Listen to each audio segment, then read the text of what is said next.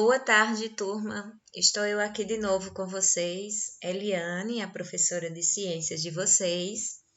E eu quero dizer que eu quero parabenizar essa turma, certo? Porque nós tivemos um primeiro bimestre maravilhoso e eu quero que o segundo bimestre seja assim também. Então, vamos estar assíduos às nossas aulas, que acontece toda quarta e toda sexta-feira, tá bom? A nossa aula de hoje será sobre nomenclatura científica dos seres vivos.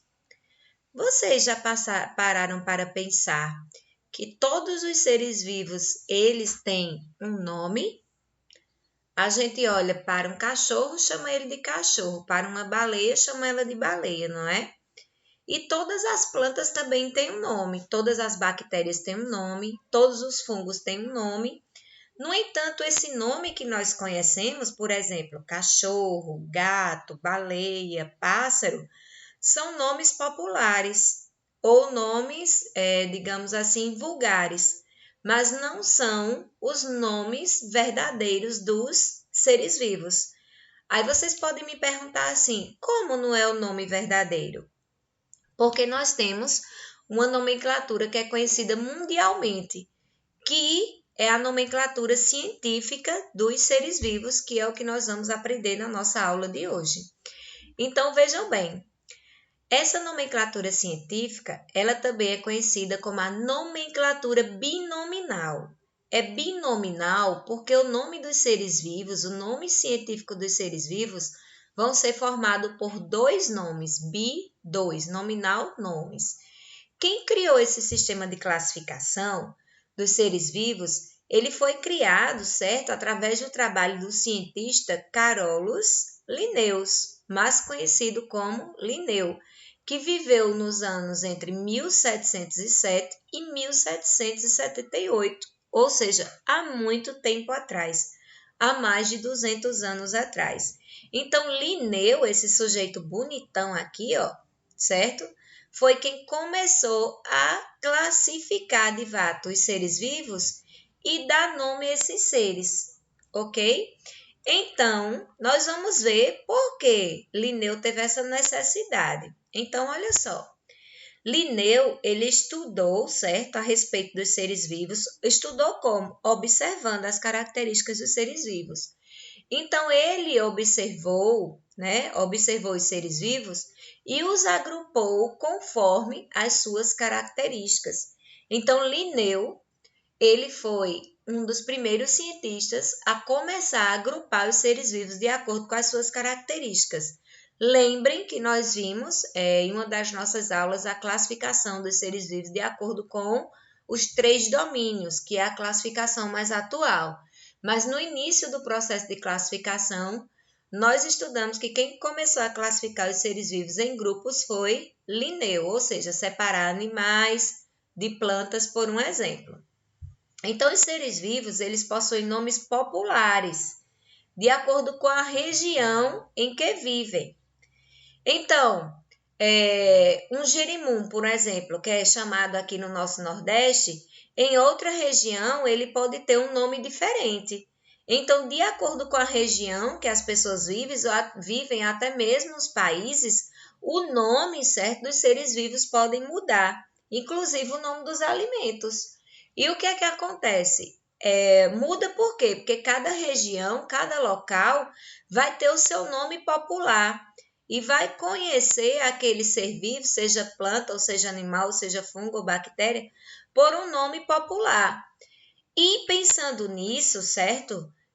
Para parar essa confusão, né, de chamar uma coisa num canto de um nome, outra coisa no outro canto de outro nome, Linneu, então, propôs uma nomenclatura científica ou nomenclatura binominal, que é uniformizar, certo, o nome das espécies. Aonde quer que em país ou em lugar que se diga o nome científico da espécie, vai saber-se que está falando sobre aquela espécie, e não vai assim gerar confusão. Como assim? Olhem só.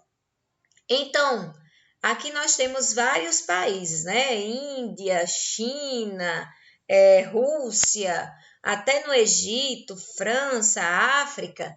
Em todos esses países, certo? Cada um vai chamar esse peixe aqui, ó, de um nome diferente. Aqui na nossa região, por exemplo, nós chamamos ele de tilápia.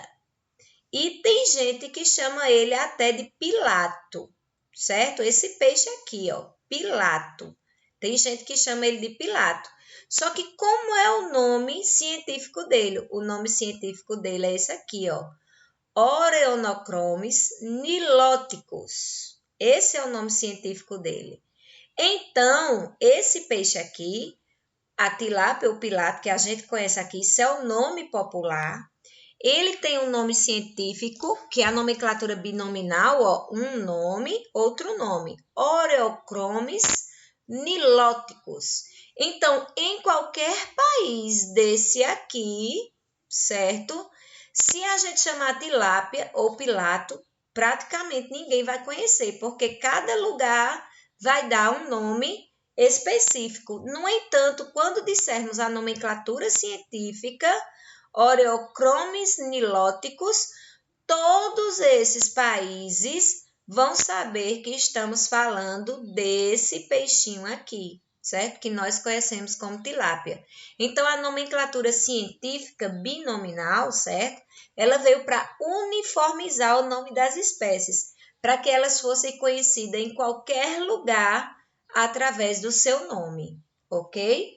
E assim não gerando confusão.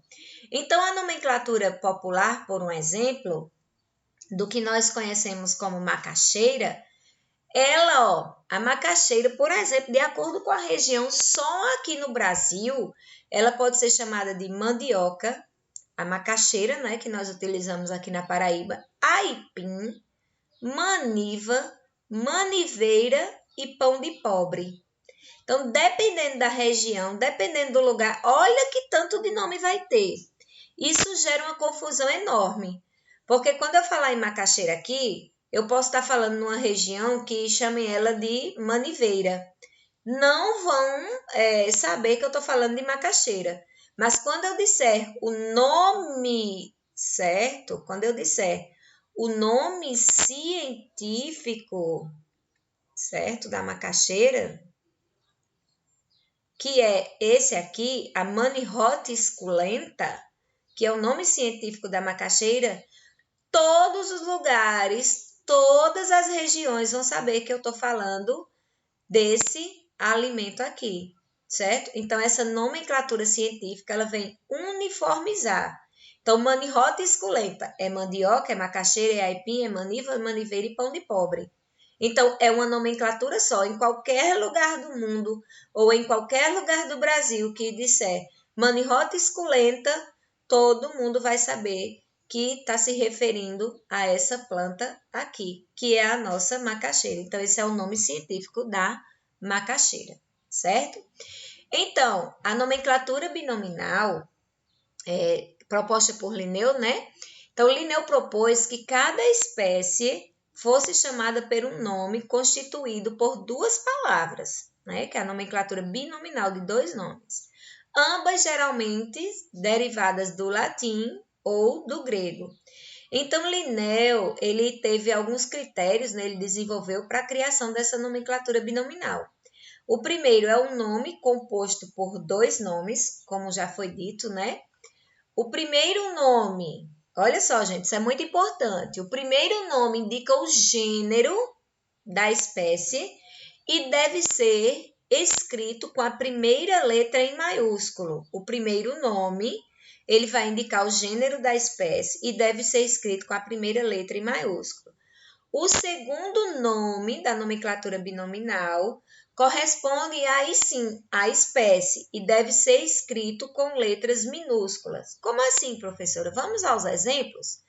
Olha aqui que coisa linda! Como é que nós chamamos essa coisa linda aqui no Brasil? Nós chamamos ele de gato. É o gato doméstico, certo? Ou cat em inglês. Olha, em inglês já muda, ó. Ainda é gato, mas olha a pronúncia da língua, cat. Tá vendo? Já é diferente, né? A pronúncia da língua. Mas ele vai ter um nome científico. Como é? Olha só, nós temos aqui, ó, o nome científico Ele deve obedecer à nomenclatura binominal e deve ser escrito em itálico no computador ou sublinhado quando for escrito no caderno. Então, exemplo aqui de nome científico. Ó o gatinho, como ele se chama, Felis catus. Então, eu posso dizer nos Estados Unidos, na África, na Índia, na Rússia, eu posso dizer Felis catus, que todo mundo vai saber que eu estou falando do gato, certo? Então, esse é o nome científico do gato no mundo inteiro.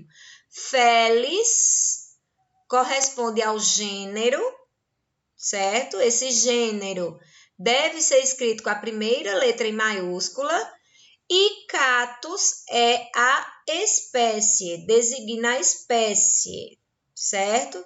Então, quando eu falo em Felis catus, eu estou falando o nome científico do gato, aqui com gênero, Felis e catus da espécie. Vamos aqui para outro exemplo. Aqui nós temos o peixe, que é um peixe conhecido como tainha, popularmente conhecido como tainha aqui na nossa região Nordeste, certo? É esse peixinho aqui. No entanto, no mundo inteiro, o nome científico dele é Mugio-Curema. Então, em qualquer país que falar de Mugio-Curema vai saber que está falando desse peixinho aqui. Mugio é o gênero e Curema é a espécie. Aqui, então, eu tenho um nome, dois nomes, nomenclatura binominal. E sempre o primeiro nome deve vir em maiúsculo, o nome do gênero, certo? A nomenclatura binominal, como eu já expliquei aqui, Felis catus, Felis se refere ao gênero e o catus vai se referir à espécie. Então, nós vamos chamar catus de epíteto específico, porque vai especificar a espécie de Felis, porque vai existir outro monte de tipo de Felis. Vai existir o Felis leo, certo? Então, nós vamos ter vários outros de Felis, mas quando eu estiver falando de Felis catus, eu estou falando dele, ó, do nosso gatinho doméstico. Então, Felis catus, que é o gênero, mais o epíteto específico, forma o nome científico da espécie. Então, agora vocês vão fazer essa atividade do livro didático de vocês na página 31, vão abrir lá.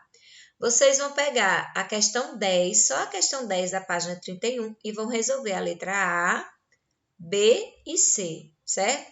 Vocês vão copiar a pergunta e a resposta no caderno, mas primeiro vocês vão copiar tudo isso que foi mostrado na aula de hoje, certo?